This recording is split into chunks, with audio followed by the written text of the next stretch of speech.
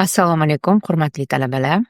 Sizlar bilan uchrashib turganimdan bag'oyatda xursandman. Men Karimova Ziyoda Abduvasitovna sizlar bilan menejment va marketing fanidan, marketing qismidan ma'ruza o'taman. Bugungi mavzuyimiz marketing konsepsiyalari, marketing mix elementlari, marketingning rivojlanish evolyutsiyalari tarixi va marketing turlari haqida sizlar bilan gaplashib o'tamiz. Fanimizni asosiy adabiyotlari bilan sizlarni tanishtirib o'taman. Demak, fanimizning asosiy adabiyotlari marketing asoslari fani darsligi Ergash Hajayeva, Kasimova, Yusupovlar tomonidan yozilgan darslik. Ikkinchi adabiyotimiz demak marketingdagi o'quv qo'llanma. Uni asosiy avtorlari demak Yusupov va Tursunxo'jayevlar hisoblanadi va keyingi darsligimiz Ergash Hajayeva tomonidan yozilgan marketing darsligi hisoblanadi. Qo'shimcha adabiyotlarimiz Основа marketinga краткий kurs Filip Kotler tomonidan yozilgan adabiyot. Ikkinchi adabiyotimiz marketing от A до Я degan kitob. Asosiy adabiyotning muallifi Filip Kotler hisoblanadi. Keyingi kitobimiz Marketing для неmarketologov degan kitob hisoblanadi va to'rtinchi kitobimiz Marketing 5.0. Marketingni agar rivojlanish bosqichini olib qaraydigan bo'lsak, kitoblar yozilishi ham xuddi shunaqa bosqichma-bosqich yozilgan. Marketing 1, marketing 2, marketing 3, marketing 4 va oxirgi so'nggi chiqqan kitob Marketing 5.0 hisoblanadi.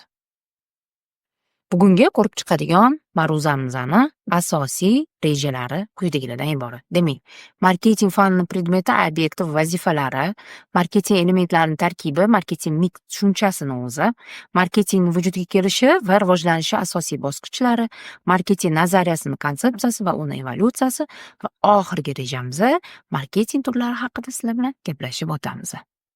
Birinchi rejamiz demak marketing fanini predmeti, obyekti va vazifalari haqida sizlar bilan gaplashib o'tamiz. Xo'p, uning uchun biz marketing nima degan savolga javob berishimiz kerak. Marketing bugungi kunda 3,5 mingga yaqin ta'rifi mavjud va marketing bugungi kunda juda davlatlararo, xalqaro darajada o'rganiladigan fanlardan bittasi hisoblanadi.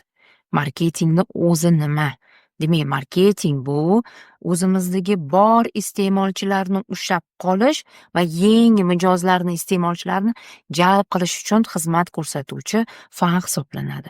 Marketing bu ya'ni bozorni o'rganish, tadqiq qilish, tovarni ishlab chiqarishdan tortib to iste'molchigacha yetib boradigan barcha jarayonlarni qamrab oluvchi fan bu marketing hisoblanadi. Marketing tizimi korxonalarning o'sha bozorda iqtisodiy masalalarga erishishi quroli hisoblanadi.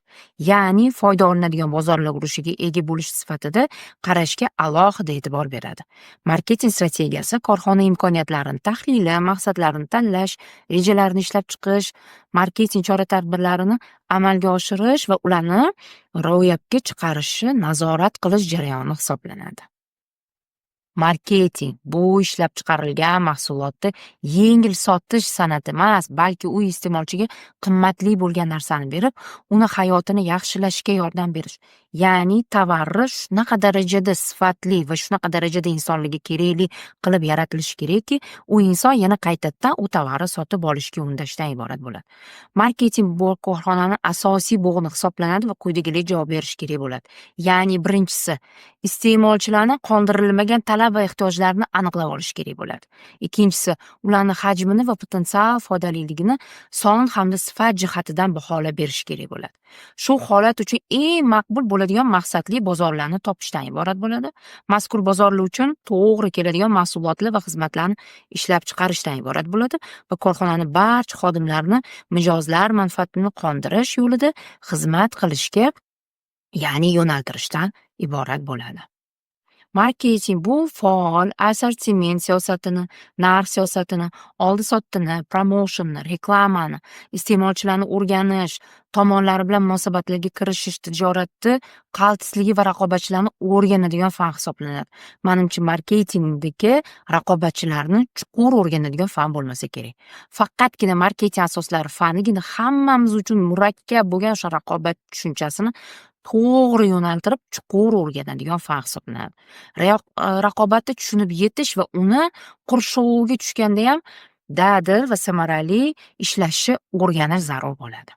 Ikkinchi rejamiz demak marketing elementlari tarkibi va marketing mix tushunchasi. Marketingda marketing kompleks tushunchasi bor, marketing element degan tushuncha bor va marketing mix bor. Bular uchalovi bitta ma'noni beradi. Ya'ni P so'zlardan iborat bo'lgan marketingni elementlari.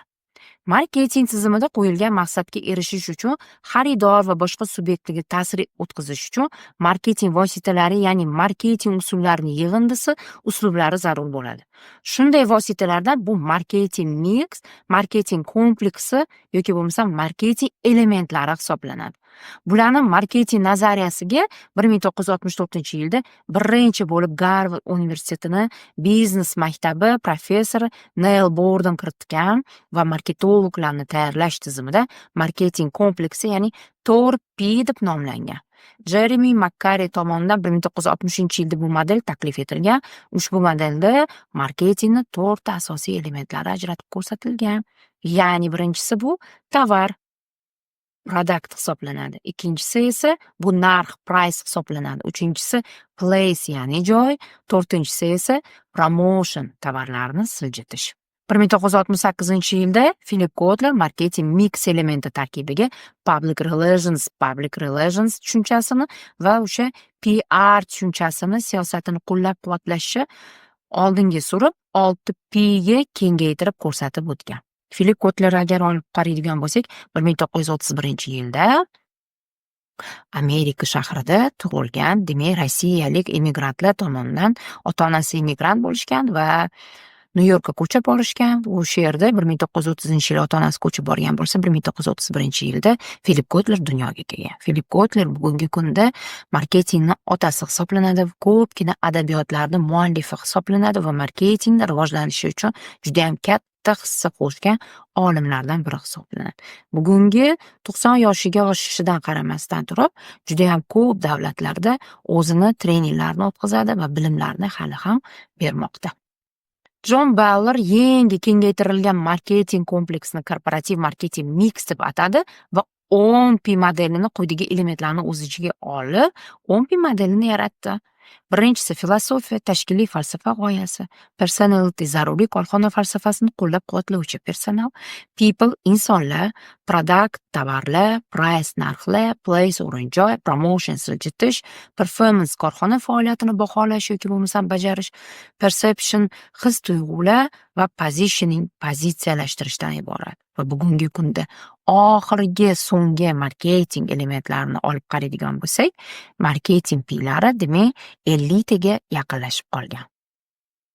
3-rejamiz marketingning vujudga kelishi va rivojlanishi asosiy bosqich.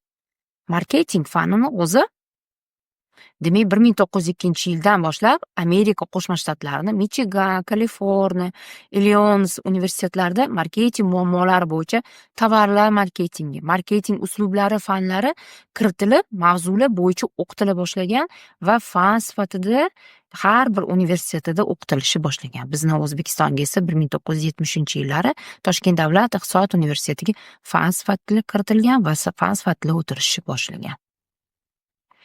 Agar yillar davomida rivojlanish evolyutsiyasini ko'radigan bo'lsak, 1902-yilda demak universitetida fan sifatida o'qitila boshlagan.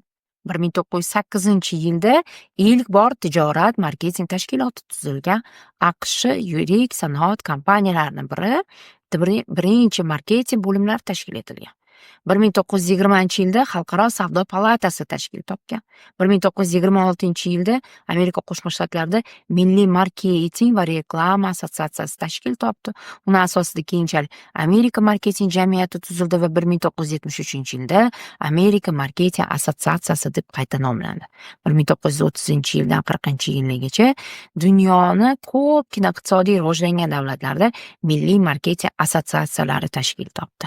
1950-1960-yillarda Xalqaro marketing federatsiyasi jamoatchilik fikrlari masalalari marketingi bo'yicha Yevropa jamiyati hamda Yevropa marketing akademiyasi kabi xalqaro marketing tashkilotlari tuzildi. 1980-yilda mamlakatimizning iqtisodiyot yo'nalishidagi oliy ta'lim muassasalarida marketing kurslari o'qitila boshladi va 1900-yil va bugungi kunga qadar mamlakatimizda marketing bo'yicha xorijiy adabiyotlar o'zbek tiliga tarjima qilina boshladi. Shu fan bo'yicha darslik o'quv qo'llanmalar, risolalar O'zbekiston mualliflari tomonidan ko'plab chop etila boshladi. 1972 yilda Filip Kotler mikromarketing va makromarketing tushunchalarini asoslab berdi. 1976 yilda Shelby Hunt marketing ayirboshlash jarayoni haqida ilm hisoblanishini ko'rsatib berdi. 20-asr 80-yillarning oxiri, 90-yillarning boshlarida marketingni globallashtirish jarayoni kuzatildi. Shuningdek, 90-yillarda Avstraliyaning Kanberra shahrida marketing bu hamma narsa, marketing biznesni anglatadi shiori ostida global marketing bo'yicha xalqaro konferensiyalar bo'lib o'tdi. Bugungi kunda marketing demak uch burchagi mavjud bo'lib, bu demak nimadan iborat? Marketing, ichki marketing bor, tashqi marketing bor va ikki yoqlama marketing bor. Tashqi marketing bu kompaniya va mijozlar o'rtasidagi bog'liqlik hisoblansa, ichki marketing kompaniya va o'zini ishchilari o'rtasidagi munosabatlar. Kompaniyani ishchilari va mijozlar o'rtasidagi munosabatlarni biz ikki yoqlama marketing deb bilamiz. 4-rejamiz marketing nazariyasi, konsepsiyasi va uni evolyutsiyasi. Marketing konsepsiyasi bu marketing faoliyatining konsepsiyasi, asosiy o'zini g'oyasi, tamoyili degan ma'noni bildiradi va shunday yo'l yoki bo'lmasa yondashuvki, uni asosida korxona o'zini marketing faoliyatini yurg'izib boradi. Marketing konsepsiyasi rejalashtirilayotgan va amalga oshirilayotgan firma faoliyatini strategik tahlili asosida ishlab chiqiladi. Marketing konsepsiyasini ishlab chiqish odatda quyidagi bosqichlarni qamrab oladi. Demak, ichki va tashqi muhit strategiyasini tahlilini amalga oshiradi. Marketing faoliyatini korxonaning maqsadlarini aniqlab oladi. Marketing strategiyasini aniqlashdan iborat bo'ladi va rejalashtirilayotgan natijalarga erishish maqsadida marketing faoliyatining elementlarini tanlashdan iborat bo'ladi. Marketing va tadbirkorlik sohasida dunyo ilmi amaliyoti marketing evolyutsiyasiga quyidagi konsepsiyalarni bergan, asoslagan va tavsiya etgan. Birinchisi bu ishlab chiqarish konsepsiyasi, ikkinchisi bu tovar konsepsiyasi, uchinchisi sotish konsepsiyasi, to'rtinchisi demak sof marketing konsepsiyalari, o'zaro aloqalar konsepsiyalari, ijtimoiy yo'naltirilgan konsepsiyalardan iborat bo'ladi. Bular yillar davomida rivojlangan va konsepsiyalar o'zini asosiy milliy g'oyalariga ega hisoblanadi. Demak, marketing konsepsiyasining evolyutsiyasini asosiy g'oyalari, asosiy vositalari va maqsadlarini sizlar bilan birinma-ketin ko'rib chiqamiz. Demak, 1860-yil va 1920-yillarda ishlab chiqarishi, takomillashtirish konsepsiyasi bo'lgan. Uni asosiy g'oyasi imkoniyati boricha ishlab chiqarish bo'lgan. Asosiy vositasi esa tannarx, mehnat unumdorligi. Asosiy maqsad ishlab chiqarish, takomillashtirish, sotish hajmini o'stirishdan iborat bo'lgan. Bundoq tarixga nazar soladigan bo'lsak, barcha ishlab chiqarish, temir yo'llar rivojlanishi, avtomobillar rivojlanishi, aviatsiyalarni demak ixtiro qilinishlari va ko'pgina ishlab chiqarishlar shu 1863-yil, 1920-yillarga to'g'ri keladi. Hattoki o'sha Henry Ford kompaniyasi, General Motors kompaniyalarini, Toyota kompaniyalarini bunga misol qila olsak bo'ladi. Bu kompaniyalarda faqatgina tovarni ishlab chiqarishga qaratilgan. Demak, iloji boricha qancha bo'lsa, shuncha ko'proq ishlab chiqarishga qaratilgan. Bu yerda insonlarni didi, xohishi, istagi, tovar assortimenti, tovar ko'rinishi, insonlar nima qilyapti, atrof muhitga zarar yetyaptimi, yo'qmi, bu narsalarga e'tibor berilmagan. Ayniqsa bunga yana misol qilib olishimiz mumkin. Oltin davriga to'g'ri kelyapti. Oltin davr degani demak, sanoatni rivojlanishiga to'g'ri kelyapti. Oltin qazib olish, ko'mir qazib olish, ruda qazib olish, demak, kompaniyalarning rivojlanishi va o'sha davrda ishlab chiqarish umuman chegarasi bo'lmaganligi va qancha inson o'sha ishlab chiqaruvchilar qancha xohlasa shuncha ishlab chiqarishgan va bu ularni qiziqtirmagan. Kimga nima kerak, qanaqa ko'rinishdagi tovar sotib olish kerak, bunga umuman aslo e'tibor berilmagan, faqatgina ishlab chiqarilgan va bu davrda monopoliya juda ham rivojlangan paytlarga to'g'ri keladi.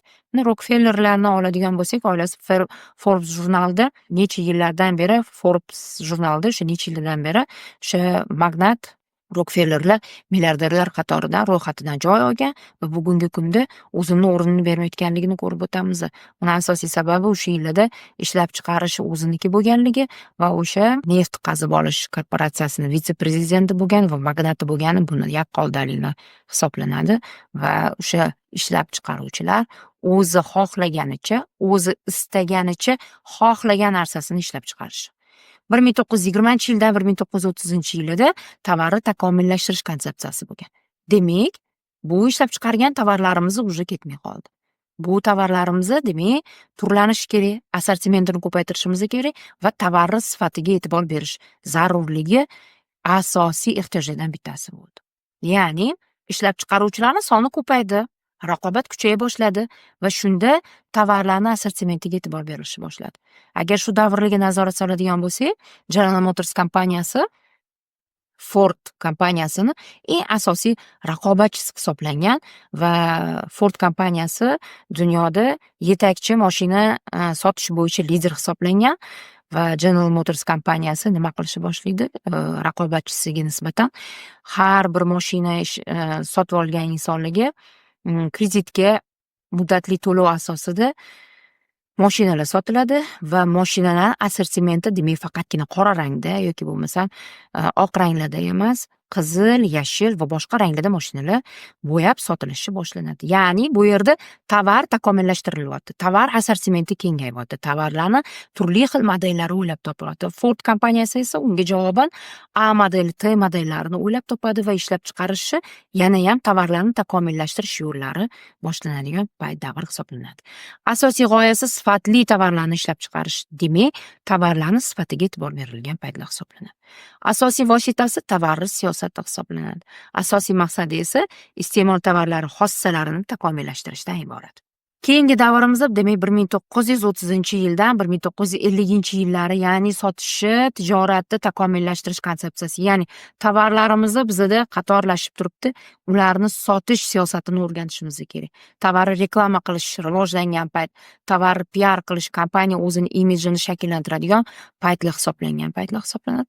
Asosiy g'oyasi bu sotish tarmoqlari va kanallarini rivojlantirish. Asosiy vositasi sotish siyosati hisoblangan, asosiy maqsadi esa tovarlarni sotish intensifikatsiyasidan iborat bo'lgan. Keyingi davrda demak 1960-yildan 1980-yillarga sof marketing konsepsiyasi bo'ldi degani. Bugungi kunda iste'molchilar nima xohlayapti? Iste'molchilarimizning didi xohishi nimalardan iborat va eng asosiy e'tibor iste'molchilarga qaratilgan. Iste'molchilarga nima kerak bo'lsa, ana o'sha narsalar shu davrlarda ishlab chiqarilish boshlagan. Marketing mix kompleksi iste'molchilarni tadqiq qilingan. Maqsadli bozori xohish ehtiyojlarini tadqiq etish boshlangan.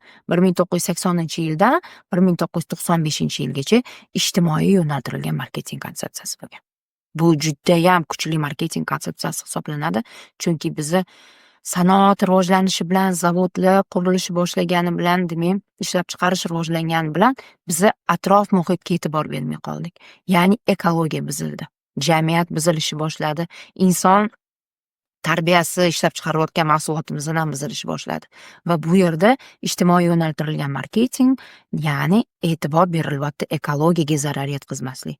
Zavoddan chiqayotgan tutunlar ekologiyaga zarar bermasligi, insonni hayotini xavf ostiga qo'ymasligimizni, demak, ekologik toza mahsulotlar ishlab chiqarishimizni, tovarimizni hech qanaqa ximik elementlarsiz, ximichskiy добавленияsiz biz GMO tovarlarni ishlab chiqarishimizni, demak, mashinalarda, avtomobillarda ishlab chiqayotgan zaharli gazlar atrof muhitga zarar yetkazmasligi, o'sha benzinlardagi zararli odamlarning organizmiga qanaqa ta'sir ko'rsatishlari, mana shular inobatga olib elektromobilni ishlab chiqarilishi. Sof mahsulotlar odam organizmiga ziyon yetkazmaydigan, demak, har xil yashil tamg'alar bilan tushirilayotgan sof ekologik mahsulotlarni ishlab chiqarishimiz yoki bo'lmasa salafan paketlar juda ham ko'p ishlab chiqarilishi boshladi.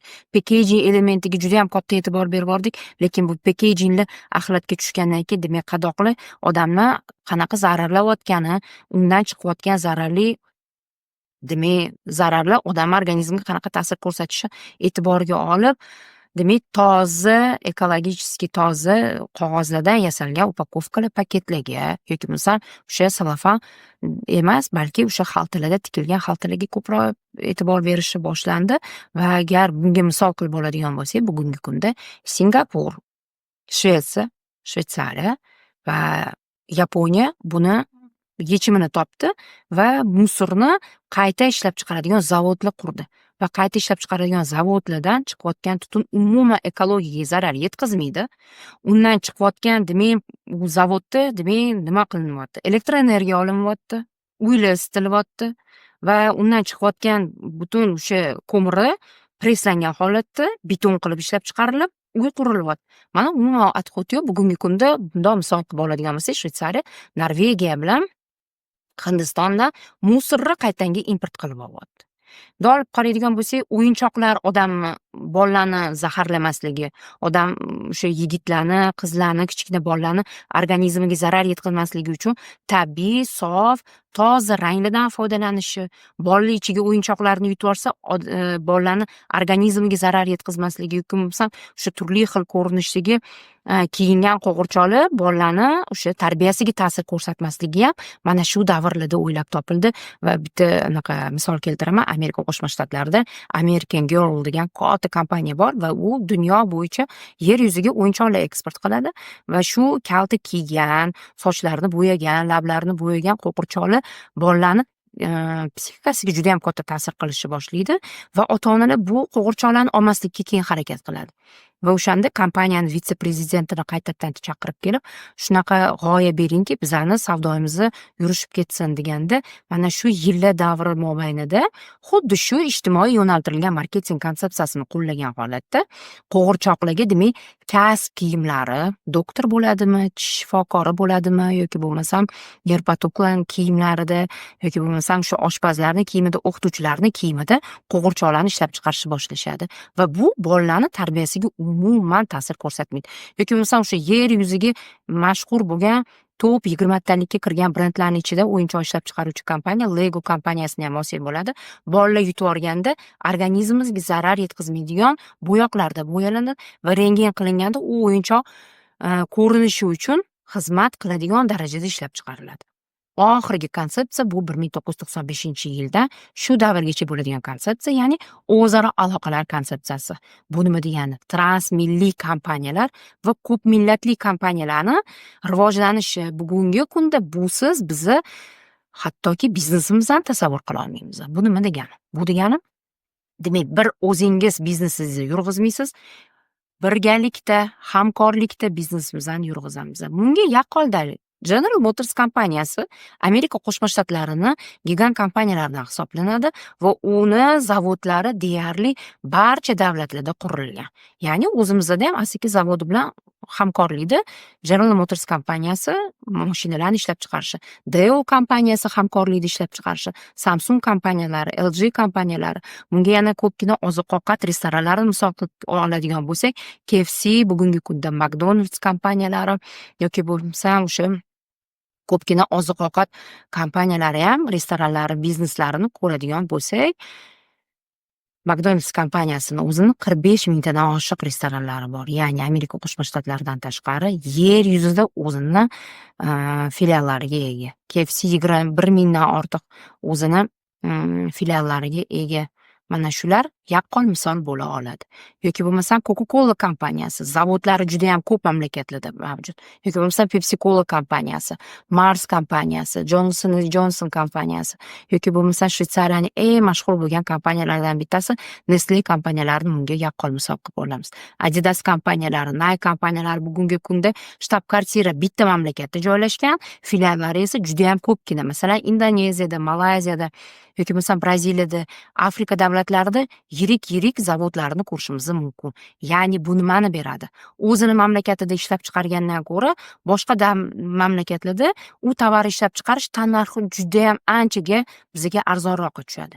Ya'ni ishchi kuchi arzon, xomashyo arzon, elektr energiya arzon va soliq to'lovlari juda ham arzon hisoblanadi. Shundan foydalangan holatda Zara kompaniyalari, Levi's kompaniyalari, Samsung kompaniyalari, Nike, Adidas va boshqa ko'plab kompaniyalar o'zini zavodini, filiallarini boshqa davlatlarda qurishadi. Iste'molchiga nima kerak bo'lsa, o'shani ishlab chiqarish deb aytilyapti sof marketingda. Mana endi marketing o'zaro aloqaviy konsepsiyasida esa eng asosiy g'oya biznes bo'yicha sheriklar va iste'molchilarni qondiradigan tovarlarni ishlab chiqarishdan iborat bo'ladi. Ya'ni buni asosiy g'oyasi marketing mix kompleksi integratsiyasi va tarmoqli tekstil koordinatsiyasi uslubi hisoblanadi va asosiy maqsadi bozori xohish ehtiyojlarini qondirishdan iborat bo'ladi. 5-oxirgi rejamizda marketing turlari. Bugungi kunda marketing turlariga nazar soladigan bo'lsak, marketingga judayam ko'p turlari mavjud. Shuni aytib o'tishim kerakki, har bir adabiyot nechinchi yilda yaratilgan bo'lsa, yozilgan bo'lsa, u o'zini dolzarbligini yo'qotmaydi. Masalan, audit kitoblari, buxgalteriya va hisob kitoblari yoki bo'lmasa menejment fanlaridagi kitoblarni olib qaraydigan bo'lsak, bugungacha dolzarbligini yo'qotmagan. Lekin marketing bu yillar davomida o'zgarib boradigan fan bo'lgani uchun 60-chi, 50-chi, 70-chi, 80-chi yillarda yozilgan adabiyotlar bugungi kundagi 21-asrga umuman to'g'ri kelmaydi va marketing turlari shunga qarab yillar davomida rivojlanib boryapti. Marketing turlarini agar ko'radigan bo'lsak, demak, makro marketing, mikro marketing, sinxro marketing, remarketing, demarketing, ichki marketing, tashqi marketing, ikki yoqlama marketing, partizan marketing, sarafan marketing, holistik marketing, bench marketing, innovatsion marketing va internet marketing, raqamli marketing va buni davom ettiradigan bo'lsak, umuman tugalmaydi va shu marketinglar haqida sizlar bilan qisqacha lo'nda tanishib boramiz. Demak, birinchi marketing turlarimizdan bittasi bu holistik marketing hisoblanadi.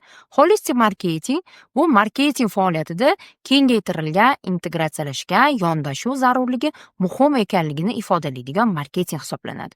Shunday qilib, holistik marketing faoliyatini murakkabligi, turli xil imkoniyatlarni muvozanatlashtirish va tan olish bo'yicha yondashuv hisoblanadi.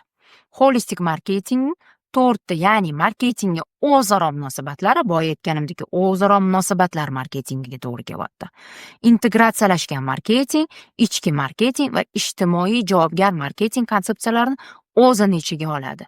Mana bugungi kunda universitetimizdan ham bunga yaqqol misol qilib olishimiz mumkin. Integratsiya, ya'ni dual ta'lim yo'lga qo'yilgan 2+2. Ya'ni bu nima degani? 2 yil o'zimizning universitetda o'qigan talabalarimiz 3-4 kurslarda bosqichga o'tishganda boshqa davlatda ta'lim olishlari mumkin degani. Bu o'zaro aloqalar yoki bo'lmasam o'zaro integratsiya degan ma'nosini bildiradi. Keyingi marketingimiz bu innovatsion marketing hisoblanadi. Ya'ni innovatsion marketing bu yangi tovarlar yoki bo'lmasam xizmatlarni yaratish, kengaytirish, qo'llab-quvvatlashga yo'naltirilgan marketing texnologiyalarining majmuasi hisoblanadi. Innovatsion marketing texnologiyalarining o'ziga xos xususiyati shundan iboratki, ular jismoniy jihatdan mavjud bo'lgan mahsulot bilan emas, balki uni ishlab chiqarilayotgan konsepsiyasi bilan ishlaydi. Ya'ni har bir yaratilgan yangilik innovatsion marketing deyiladi. Ya'ni kim oddiy o'sha bitta kiyim-kechakni oladigan bo'lsa, o'sha kostyumingizga bir qanaqadir yangilik kiritsangiz, yoqasiga, yengiga, tugmasini ko'rinishiga qanaqadir yangi dizayn kiritadigan bo'lsangiz ham innovatsion marketing deyiladi. Qaysidir tovaringizga qanaqadir yangilik kirgizadigan bo'lsangiz ham bu ham innovatsion marketing hisoblanadi. Sarafan marketing. Bu qanaqa marketing? Sarafan marketing degani bu mish-mish marketing. Siz shunaqangi sifatli mahsulot yarating yoki bo'lmasam xizmat servisida qanaqadir yangilik yarating va bu insonlarga qulaylik bersin va sarafan marketing degani insonlarni o'zi tovaringizni yoki bo'lmasam xizmatingizni reklama qilib beradi degani. Sarafan marketingni asosiy g'oyasi va prinsipi quyidagidan iborat. Ya'ni agar mahsulot o'zini oqlasa, qarabsizki, odamlar o'zi yaqinlariga, oila a'zolariga, do'stlariga uni tavsiya eta boshlashadi. Shunda mahsulot sotib olishga kelayotgan odamlar oqimni sarafan marketing orqali amalga oshirayotgan bo'lasiz. Ya'ni kim bizani demak sarafan marketingga yordam beradigan kasb egalari bor. Bular eng asosan sartaroshlar va taksi haydovchilari hisoblanadi. Chunki ular mijozlar bilan o'tirib, bir soat kamida yoki bo'lmasam kamida yarim soat ishlashadi va shuni oralig'ida sizga ko'p tavsiya berishadi va tovaringizni reklama qilib ketishligi mumkin bo'ladi. Sarafan marketing so'zi o'zi qayerdan olingan va nima uchun sarafan marketing deyiladi? Sarafan rus xalqining milliy libosidan bittasi hisoblanadi. Sarafan so'zini o'zi eroncha so'zdan olingan bo'lib, ya'ni sarapa so'zdan olingan, boshdan oyoq degan ma'noni bildiradi. Ya'ni, qaranglar, sizni tovaringiz haqida yaxshi fikrga kimdir ega bo'ladigan bo'lsa, u haqida 9 ta odamga xabarni yetkazadi. Agar sizni tovaringiz haqida qanaqadir yomon ma'lumotga ega bo'lsa yoki bo'lmasam defekti chiqadigan bo'lsa yoki bo'lmasam tovaringizdan qoniqish hosil qilmasa, uni 16 ta odamga aytib beradi. Mana shu 9 ta odamga aytib berishi, 9 ta odam va boshqalarga yetkazib berishi bu sarafan marketing bo'ladi. Siz shunday narsalarni ixtiro qiling yoki bo'lmasam g'oyani bering yoki bo'lmasam qanaqadir marketing strategiyasidan foydalaning va kompaniyangiz mishmishga sabab bo'lsa, faqat yaxshi oq PR bo'lsin va bu odamlarning ichida o'zini reklama qiladi va sarafan marketing bo'ladi. Bu alohida fan sifatida ham o'tsa bo'ladi. Sarafan marketing agar qiziqadigan bo'lsak, mana bundan oldin sizga ko'rsatib o'tdim. Sarafan marketingni alohida kitobi bor va o'shani olib o'qisangiz bo'ladi. Partizan marketing. Partizan marketing reklama marketingni past budjetli usullari hisoblanadi va mahsulot yoki bo'lmasa xizmatlarni samarali targ'ib qilish yoki bo'lmasa yangi mijozlarni jalb qilish, sarmoya kiritmasdan yoki bo'lmasa deyarli pul ishlatmasdan biza daromadimizni oshirishimizga imkon beradigan marketingni biza partizan marketing deymiz. Ya'ni shuning uchun partizan marketing past budjetli marketing yoki bo'lmasa arzon narxdagi marketing deb ham ajratishimiz mumkin. Partizan marketing atamasi 20-asrda paydo bo'lib, mashhur amerikalik reklamachi J. Conrad Levinson tomonidan yaratilgan J. Leo Barnett nomli reklama agentligiga ijodiy direktori ham bo'lib ishlagan. 1984-yilda yigit xuddi shunaqa nomdagi kitobni ham nashr etadi. Birinchi marta kichik biznesga qaratilgan va arzon reklama usullarini xususiylashtirishni ochib bergan samarali vositalarni tavsiflab yozuvchi bu partizan marketing degan tushunchani ochib bermadi va bunda ko'rsatib berila olmadi. Muallifi fanimizga tushuntirishdi, o'sha yo'qligiga qaramasdan, shu tushuncha yo'qligiga qaramasdan turib, ko'plab kompaniyalar asosiy usullardan foydalanganligi va hali ham usulni qo'llash mumkinligi haqida gapirib o'tgan. Lekin partizan marketingni bir marta qo'llash mumkin, uni qayta ikkinchi, uchinchi marta qo'lla olmaysiz va yangi tavsiyalar bilan kiritilishi kerak bo'ladi. Masalan, tashrif qog'ozlari, o'sha broshura qog'ozlarimiz, varaqalar, bukletlar va boshqa arzon reklama vositalaridan foydalanadi. Agar qiziqsangiz, partizan marketing kitobi mavjud va bu ham o'zbek tiliga o'girilgan, uni muallifi J. Conrad Levinson hisoblanadi. Keyingi marketing neyromarketing hisoblanadi. Neyromarketing bu marketingga demak kognitiv, psixologiya va neyrofiziologiya sohasidagi ishlanmalardan foydalangan holatda xaridorlarning xulq-atvorini, unga ta'sirini, ushbu his, xulq-atvor reaksiyasini o'rganish usullari to'plami orqali amalga oshirish mumkin. Bu nima degani? Uni asosiy elementlari demak quloq orqali eshitish, og'iz ta'm orqali his qilish, burun orqali hidlash, ko'z bilan ko'rish va qo'l bilan his qilish marketingga hisoblanadi. Ya'ni bunda ranglardan foydalanish, hidlardan foydalanish. Bunga yaqqol misol bittagina shu McDonald's kompaniyasini ham misol qilib olsak bo'ladi. Neyromarketologlarning fikriga ko'ra, olimlar shuni aniqlashdiki, qizil rang odamning qornini tez ochiradi. Va qizil rangdan foydalansak, oshqozonda so'lak bezi ishlab chiqariladi va odamning tezgina qorni ochadi. Va shuni agar ahamiyat beradigan bo'lsangiz, fast foodlarda juda ham ko'p qo'llashadi. O'sha pandizlari qizil rangda bo'lishi, stakanchiklarni qizil rangda bo'lishi, hattoki brendda qizil rangda foydalanishligi bu o'sha qorinni ochishga ta'sir ko'rsatadi. Yoki bo'lmasa, o'sha shiringina issiq kulchalar, yopgan nonlarning hidlari odamlarni mehribonlashtirishini aniq ko'rsatib berishgan. Yoki bo'lmasam shu kofening hidlari, issiqni ovqatlarning hidlari odamni ko'proq sotib olishga undirgan. Bu bor narsa buni tadqiqot qilib ko'rishgan, videokameralar qo'yib, tadqiqot natijasiga ko'ra do'konlarda issiq nonni hidi chiqqanda odamlar judayam mehribonlashishni boshlagan va o'sha kuni savdo hajmi judayam oshgan. Shuning uchun ko'rishinglar mumkin, korzinkalarda bugungi kunda o'sha tandirlarni qo'yilishi va issiq hid sizni judayam mehribonlashtirib yuborar ekan va cho'ntagingizdan pulni olib ko'proq xarajat qilishingiz mumkin bo'lar ekan. Yoki bo'lmasa ichki kiyimlarni sotadigan do'konlarda vanil hidlari, romashka hidlarini chiqishi yoki bo'lmasa parfyumeriya do'konlarida iliq ranglardan foydalanishi, siyoh ranglardan yoki bo'lmasa o'sha pastelniy ranglardan foydalanishi bu ham neyromarketing hisoblanadi va neyromarketing ham alohida fan sifatida o'tsa bo'ladi. Qiziqsangiz neyromarketing haqida kitoblar juda ham ko'p. Agar bu haqida gapirib o'tadigan bo'lsak, bizning ma'ruzamizga yetmay qoladi.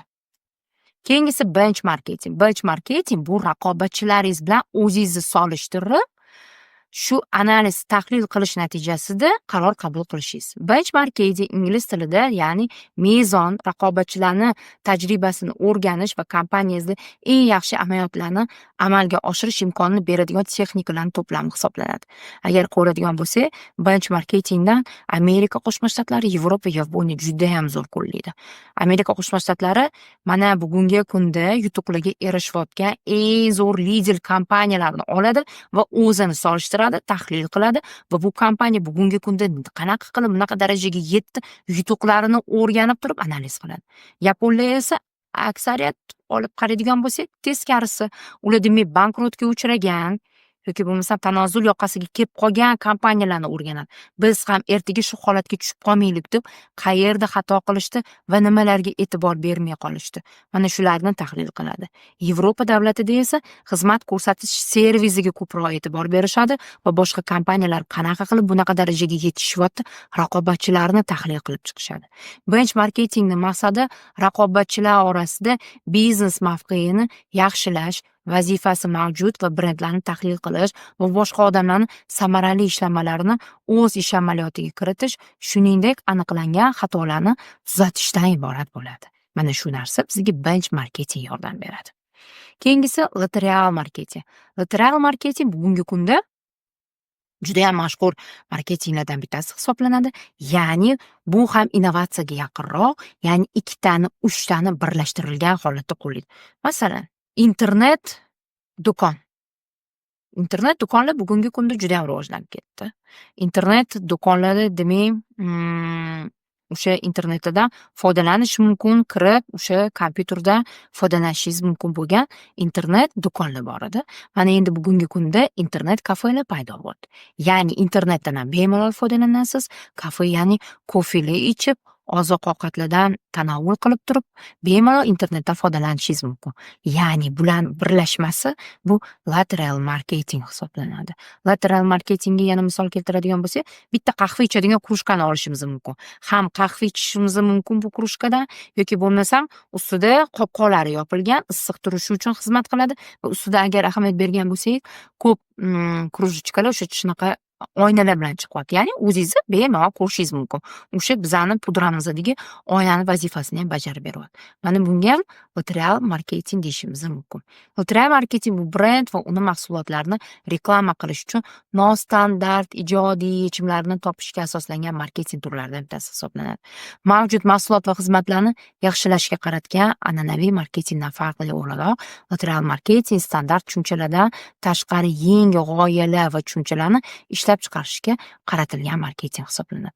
Keyingi marketingimiz bu Fioletovoy korova, Pepperly Cow, ya'ni o'zbek tiliga tarjima qilganimizda binafsha sigir deyiladi. Ya'ni bu kitob o'zbek tiliga tarjima qilingan, olib bemalol o'qishingiz mumkin. Binafsha rang sigir, uni muallifi Seth Godin hisoblanadi. Binafsha sigir bu ajoyib mahsulot yoki bo'lmasa biznes yuritishga yondashuv hisoblanadi. Uni raqobatchilarni o'sha monoton, kulrang massadan ajralib turish imkonini beradi. Ya'ni o'sha peshtaxtaligi tovarlarni assortimenti orasidan sizni tovaringiz aynan ko'zga yaqqol ajralib turishi uchun xizmat qiladigan marketing bu siyohrang sigir marketingi deyiladi, ya'ni binafsharang sigir marketingi. Bu usuldan juda ham ko'p kompaniyalar foydalangan. Sizga bitta yaqqol misolni aytaman. Ya'ni Apple kompaniyasi bundan juda ham ko'p foydalangan. Bir paytlar Apple kompaniyasi ishlab chiqargan noutbuklar yoki bo'lmasam personalniy kompyuterlar ketmagan paytlarda barcha kompyuterlar pushti ranglarga, oq ranglarga va siyoh ranglarga bo'yalib sotilganda sotuv hajmi 2 baravar oshib ketadi. Yoki masalan Heinz kompaniyasini bunga misol keltirishimiz mumkin. Ya'ni kim? Heinz kompaniyasi bir paytlar ham ko'kka, ham siyoh rangga, ham pushtiga tovarlarini, demak ketchuplarni rangini o'zgartirib sotadi va sotuv hajmi 8 oy davomida judayam yuqori darajada ko'tarilib, pik darajasiga yetadi va judayam ko'p peshtaxtirida qolmaydi hattoki shu tovarlar. Judayam baland narxlarda va ko'p donalab sotilgan tovarlardan bittasi hisoblangan. Yoki bo'lmasam vannalar ham xuddi shu tarzda siyohrang sigir, binafsharang sigirdan foydalanib shu narsa tadqiqot qilishdiki, oq rangga nisbatan o'sha siyoh rang, och binafsharangga bo'yalgan naqalar vannalar sotuv hajmi keskin ko'tarilib ketgan. Ya'ni kim o'zgacha tarzda ko'rinishga ega bo'lgan tovarlarni sotuv hajmini oshirishga xizmat qiladi. Oxirgi marketing turlarimizdan bittasi bu internet marketing, ya'ni bu onlayn marketing. Bu daromadni oshirish, bozorni rivojlantirish, kengaytirish uchun brendni mashhurligini oshirishda va internet va uning imkoniyatlari orqali xaridor va mijozlarni biznesga jalb qilish bo'yicha tadbirlarni biz internet marketing deymiz. Bugungi kunda eng foydali, eng samarali va eng arzon marketing bu internet marketing deyiladi. O'zini hurmat qilgan kompaniya bugungi kunda o'zini ijtimoiy tarmoqlarda kontentlarini yuritadi, reklamalarini beradi va o'zini elektron pochtalariga ega Telegram, TikTok, Facebook, Instagramlarda o'zini saytlari orqali butun kompaniya haqidagi ma'lumotlarni berib boradi. Shu bilan bugungi ma'ruzamiz tugadi. Ma'ruzamiz manfaatli bo'ldi degan umiddaman va bugungi ma'ruzamizga yakun yasadi. Keyingi darslarimizda uchrashguncha sog' bo'linglar, salomat bo'linglar. Free audio post production by alphonic.com